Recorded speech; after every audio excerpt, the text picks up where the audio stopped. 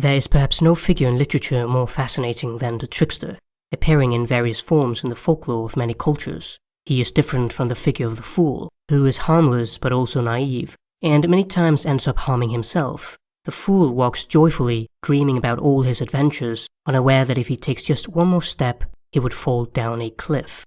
Trickster is witty and deceitful. He is the timeless root of all the picaresque creations of world literature, and is not reducible to one single literary entity. Trickster tales have existed since ancient times, and has been said to be at the very foundation of civilization and culture. They belong to the oldest expressions of mankind. Tricksters are the breakers of rules, agents of mischief, masters of deceit, and boundary crossers. The best way to describe Trickster is to say simply that the boundary is where he will be found, sometimes drawing the line, sometimes crossing it, sometimes erasing or moving it, but always there, the god of the threshold in all its forms. Tricksters are always on the road. They are the lords of in-between. While we endeavor to trace the trickster to his origin, he continues to play his tricks on us, always evasive, always crossing our conceptual boundaries of definition in which we try to confine him. Perhaps here is a first lesson to be learned from the trickster. Whatever we do, he's always one step ahead of us. The victims of people such as conmen and snake oil salesmen are those who are unconscious of trickster. They have been tricked by their own naivety, greed or self-deception. We have to be a little tricky to guard against being tricked. There can also be people who really believe that they are helping others, but are in fact tricking them. In this case, both perpetrator and victim are unconscious of trickster.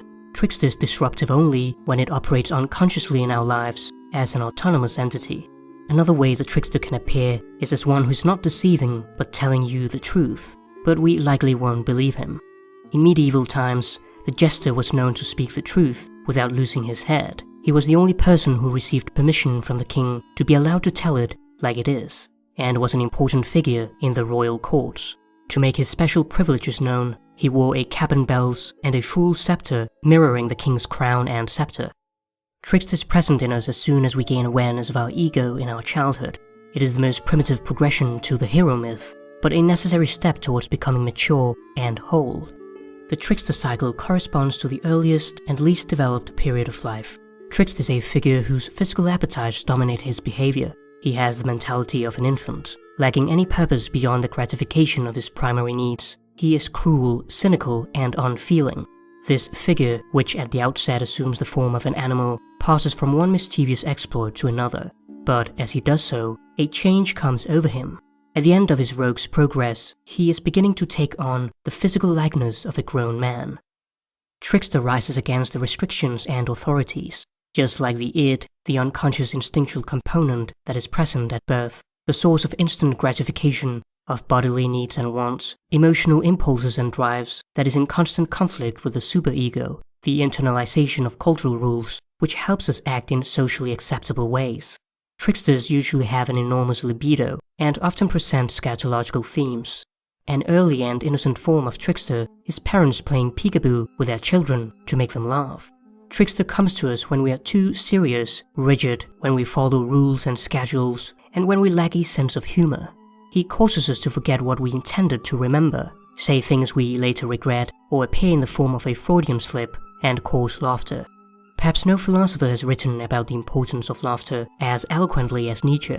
He writes, "I would really allow myself to order the ranks of philosophers according to the rank of their laughter, right up to those who are capable of golden laughter. And assuming that the gods also practice philosophy, I don't doubt that in the process they know how to laugh in a superhuman and new way. And at the expense of all serious things, gods delight in making fun. Even where sacred actions are concerned, it seems that they cannot stop laughing." Laughter mediates between the sacred and the profane, where Trickster resides. Laughter represents an attitude toward life and toward oneself, especially laughing at oneself. To laugh is deep inner work. It breaks through our persona and opens us up to a profound message. Trickster pinches us and tells us that life is a play. We are the actors on a vast stage following a predetermined script. However, he also tells us that we don't necessarily have to follow the script, that we can make our own, improvise and not be afraid of making mistakes, but rather laugh at them. We have the freedom and responsibility to do so. This is a core aspect of existentialist philosophy, which teaches us to become authentic and discover who we truly are. We can deceive others or be deceived, but we can never deceive ourselves.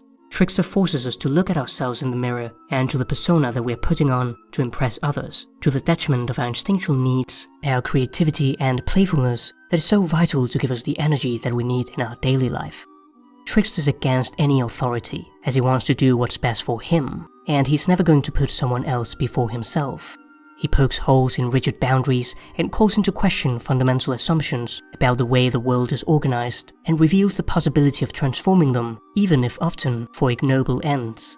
It is the figure that pushes us to question those in power and the limitations and rules that are imposed on us. His energy sweeps in and delivers hard knocks in an attempt to wake us up as individuals and as a culture. He steps in and points things out, asking a culture to look at its own folly, addressing hard topics with wit and humor, shining a light into shadowy areas and bring public attention to the underbelly of society. Comedians help deliver the Trickster's message, which can often be at the cost of their own mental stability. Comedians are important figures and help society as a whole. When comedy is suppressed, there are severe consequences, since the Trickster will remain unconscious. However, the Trickster will find a way out, and if one ignores him, he will appear in the form of a neurosis. Doubt is a precursor to change, and Trickster is all about change. The problem then is not doubt, the problem is fear of change. Confronting the risk of doubt is necessary for any individual to grow. As an agent of change, Trickster triggers our fear of change, and is an uneasy yet essential companion on the path of growth.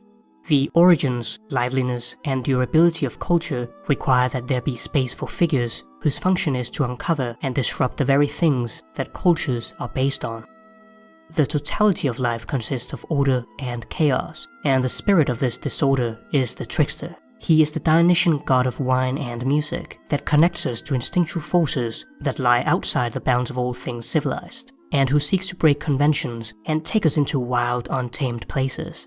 Nietzsche, who called himself the last disciple of the philosopher Dionysus, wrote, "I say to you, one must still have chaos in oneself to give birth to a dancing star." Without chaos, society loses its culture, the system becomes flawed, stale and bureaucratic. Therefore, Trickster not only destroys old values, but also creates new values. He reshapes the surrounding world with inner magic, continually weaving old into new. In spite of all their disruptive behavior, Tricksters are regularly honored as the creators of culture. They are imagined not only to have stolen certain essential goods from heaven and given them to the race, but to have gone on and helped shape this world so as to make it a hospitable place for human life. Apart from creation, Trickster teaches us that we all have the capacity for destruction. Trickster is at one and the same time creator and destroyer, giver and negator, he who dupes and who is always duped himself. The person who appears to be too kind or pure on the outside and is suppressing his true emotions may suddenly become self-destructive or engage in sinful behaviors. Intuitively, we may feel that there's something off about such a person and that he's putting on a persona. It is as if Trickster is compelling him and insisting that he do the very thing that consciousness prohibits, and also tricking him into revealing that about himself. One shouldn't try to live at the extreme end, but rather achieve a balance and make peace with one's dark aspects. The psyche compensates to achieve equilibrium and wholeness. Because Trickster disrupts convention, he is commonly cast in a negative light. However, this is wrong, since he knows neither good nor evil, yet he is responsible for both. He has both a light side and a dark side, though he always presents an element of playfulness. That is what defines Trickster. Trickster possesses no values, moral or social, is at the mercy of his passions and appetites, yet through his actions all values come into being. His creative cleverness amazes us and keeps alive the possibility of transcending the social restrictions we regularly encounter. Unlike the devil, who is an agent of evil, Trickster is amoral, not immoral. Morality is a structure of society and ego consciousness. The unconscious does not play by our rules. Trickster epitomizes the paradox of the human condition. He occupies the peculiar unity of the liminal, that which is neither this nor that, and yet is both. As humans, we struggle to understand paradox, contradiction, and to grasp the possibility that unity can underlie apparent duality. Tricksters often identified with specific animals, taking the form of a fox, raven, monkey, coyote, hare, or spider, among others. He possesses no well-defined and fixed form. As a shapeshifter, he is just like liquid, escapable. Trickster can cleverly show up in any guise and imitate the form of other animals. Yet we can identify Trickster energy by the very nature of its changeability and its incendiary actions. Whatever form he takes, he is a primordial being of the same order as the gods and heroes of mythology. In Greek mythology, Prometheus is a trickster who stole fire from the gods to give it to mankind, to the displeasure of the gods. For mankind was not ready to use this principle in a creative, unselfish manner. However, this is precisely what made us human in the first place, as fire was essential for the evolution of man. Here we find a paradox. That which is necessary for the progress of the human species is also capable of destroying us. One may think here of artificial intelligence or the singularity. When Trickster is punished, he is replaced by stupidity. Prometheus is punished by the gods and is replaced by his brother Epimetheus. Prometheus is the forethinker who thinks before he acts, while Epimetheus is the afterthinker who acts before he thinks. One might almost say that in them, a single primitive being, sly and stupid at once, has been split into a duality.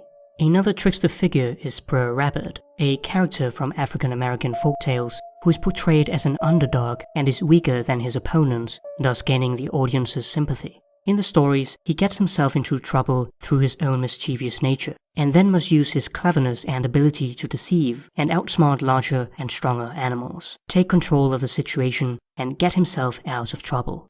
Anansi the spider is an African trickster. He is a morally ambiguous character who fools humans and gods alike. His tricks are enhanced by his ability to change form and take whatever shape best suits his escapade. Yet some also cast him as a divine creator who spun the entire world into being, bringing stories and wisdom to the world.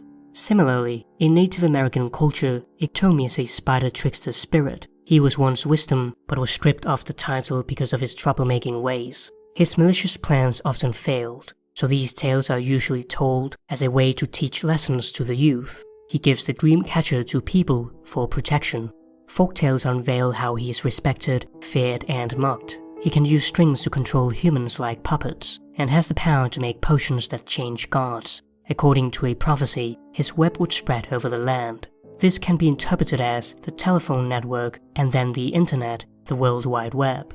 Iktomi has been considered from time immemorial to be the patron of new technology. The myth is a way for the psyche to talk about itself. Many of the Native American people consider Iktomi to be the god of the Europeans, who, they claim, seem to readily follow his bizarre behavior and self-entrapping tricks. Coyote is another important trickster figure in Native American folklore. The European equivalent is Reynard the Fox. One of the most popular figures in Norse mythology is Loki, the trickster god. By trickery and mischief, he causes the death of Balder, the most beloved of all the gods. Loki is soon found to be guilty and is punished, and the gods knew that this event was the foreshadowing of Ragnarok, the downfall and death of the gods, and of the very cosmos they maintained. In other words, if one ties down the trickster, that will destroy the world. The Greek deity Hermes is a troublemaker and thief, as well as a beneficent creator who brought fire and music, among other things, to the human realm. His divine status, however, is unclear at his birth. He is born as an outsider, but wants to be an insider. Through his early exploits as a trickster, such as stealing Apollo's cattle, he wins the admiration of Zeus and an uncontested place on Mount Olympus, the home of the Greek gods. Hermes is a divine trickster, psychopomp, and messenger of the gods, negotiating the boundary between man and god, matter and spirit. He is the only god who can traverse all three realms, Mount Olympus, Earth, and the underworld, and perhaps even as mediator between the dream world and waking life.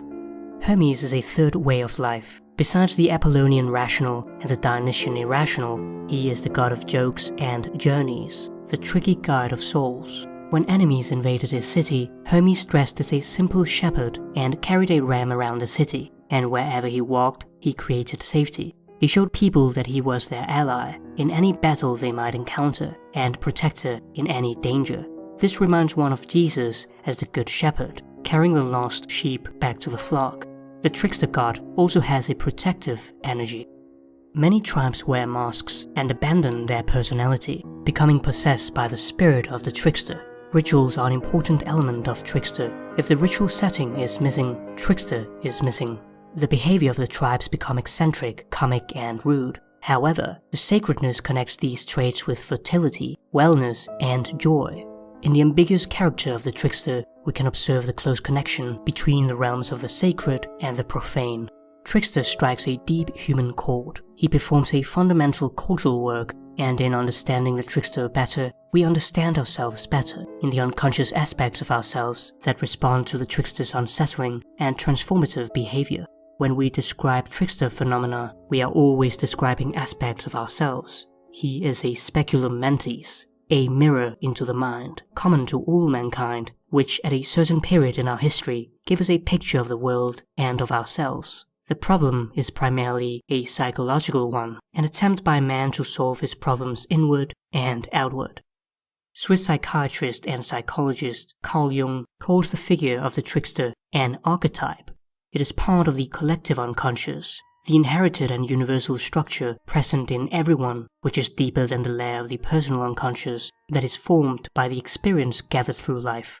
Archetypes are primordial patterns or imprints of the experience of our ancestors, the primary source of psychic symbols which attract energy and structure it, and lead ultimately to the creation of civilization and culture. Trickster is everywhere. He is an eternal state of mind. Archetypes appear cross-culturally as images, symbols, and motifs found recurrently in myth, religion, and art throughout history. There are numerous examples of archetypes, such as the wise old man, the great mother, the hero, and the trickster, to name a few. Trickster is the archetype who attacks all archetypes. Jung stated that there are as many archetypes as typical situations there are in life. We cannot observe them directly, but they have a great impact on our personal activities and way of thinking. It is the deep and dark place where impulses and instincts emerge. Archetypes are organs of the soul, the tissue of the structure of the unconscious. They are living personalities within us, autonomous and numinous. If they get enough energy, archetypes can have control over a person. The unconscious is older than consciousness. It is primordial, from which consciousness arises. Thus, our conscious life dresses and guides our actions, but it is impossible for something to appear in consciousness without having roots in the unconscious. The mythological features of the trickster extend even to the highest regions of man's spiritual development.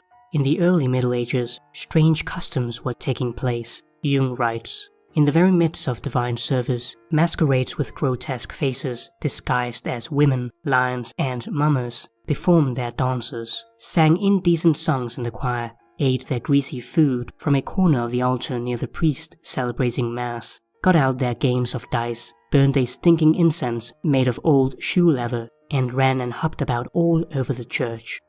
These pagan rituals were uncommonly popular, and it required considerable time and effort to free the church from them. The phantom of the trickster, however, continues to haunt the mythology of all ages. Jung writes, "He is obviously a psychologium, an archetypal psychic structure of extreme antiquity. In his clearest manifestations, he is a faithful reflection of an absolutely undifferentiated human consciousness, corresponding to a psyche that has hardly left the animal level." The trickster myth reflects an earlier, rudimentary stage of consciousness, a collective personification that is the product of an aggregate of individuals, and is welcomed by each individual as something known to him, which would not be the case if it were just an individual outgrowth.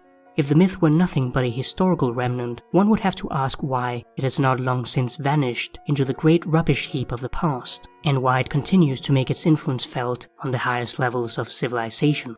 The trickster points back to a primitive stage of consciousness which existed before the birth of the myth. Only when our consciousness reached a higher level could we detach the earlier states of ourselves and say anything about it.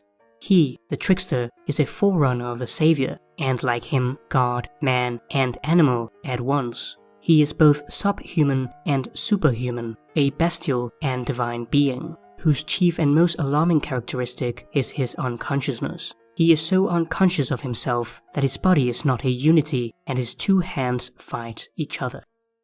the Trickster is a primitive cosmic being of divine animal nature, on the one hand superior to man because of his superhuman qualities, and on the other hand inferior to him because of his unconsciousness.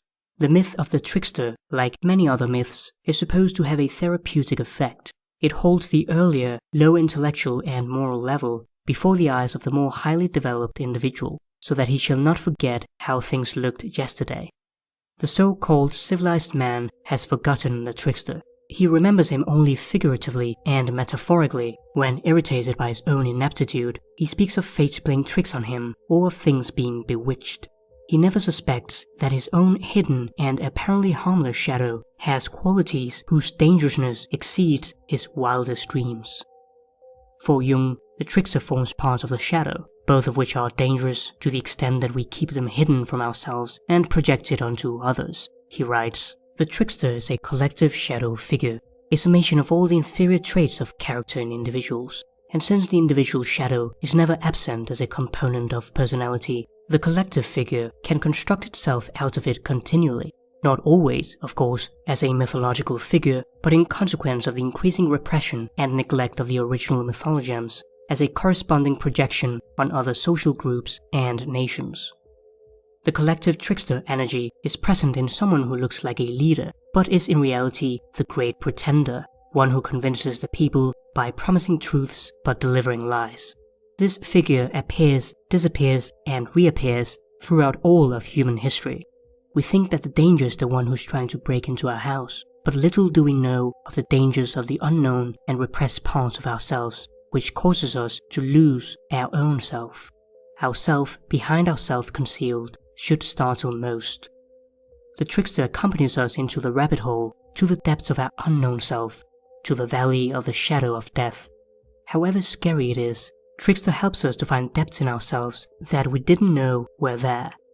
While the shadow helps us know our morality, the Trickster is concerned with helping us reduce the sin of pride. He keeps us from being too confident in ourselves, since hubris forecasts a fall. Trickster is important in individuation because he helps deflate ego inflation when we become controlling, arrogant, or narcissistic. The healthy ego is our sense of who we are, serving as a bridge to the inner world. The Trickster is the ego demolitions expert who helps us become more realistic about our psychological limitations and ultimately our spiritual limitlessness. This is an energy within ourselves and within the universe that humbles us, topples our ego, upsets our plans, demonstrates to us how little our wishes matter, and dissolves the forms that no longer serve us, though we may be clinging to them for dear life. When the ego is at its height, the Trickster takes a little pin and bursts our bubble of greatness. And as we start to see the reality of things, everything that we thought to be meaningful, power, money, fame, pleasure, becomes meaningless. Trickster helps to humble us down and tells us that our power is limited in the vast universe. This surrender is a necessity for self-realization and a connection with the divine. Instead of the great helping the lowly, Trickster reverses this and disguises himself as someone very lowly, but this lowly person overcomes the so-called great person, one who has an inflated ego. The Bible has a passage that expresses this Trickster energy clearly. But God hath chosen the foolish things of the world to confound the wise, and God hath chosen the weak things of the world to confound the things which are mighty, and base things of the world and things which are despised hath God chosen, yea, and things which are not, to bring to naught things that are. No matter how lowly you are, or how utterly useless you might feel in life, there is always something in the higher self, or God, that still calls you. In alchemy, the Trickster archetype manifests as the elusive symbol of Mercurius, the Roman equivalent of Hermes, who is fluid like quicksilver. Jung writes, a curious combination of typical Trickster motifs can be found in the alchemical figure of Mercurius. For instance, his fondness for sly jokes and malicious pranks, his powers as a shapeshifter, his dual nature, half animal, half divine, his exposure to all kinds of tortures, and last but not least, his approximation to the figure of a savior.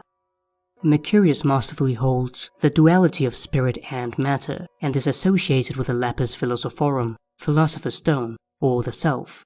He is paradoxically associated to Christ and to Lucifer, the light bringer. In comparison with the purity and unity of the Christ symbol, Mercurius Lapis is ambiguous, dark, paradoxical, and thoroughly pagan.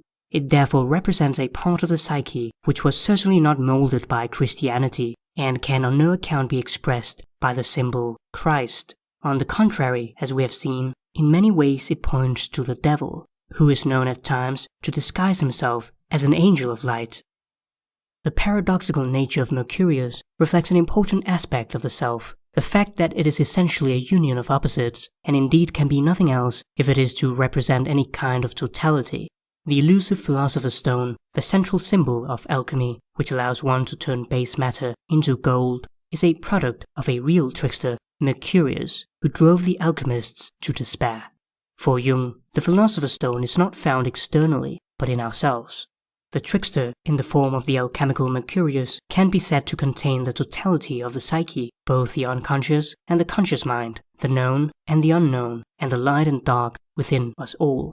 The psyche seeks balance, not staying in extremes, but a combination of opposites. The transcendent function in alchemy is where the psyche finds the midpoint. This occurs when the time is just right, that is, in synchronicity. In a way, not enough or too much are the trickster. The extremes are how we get tricked.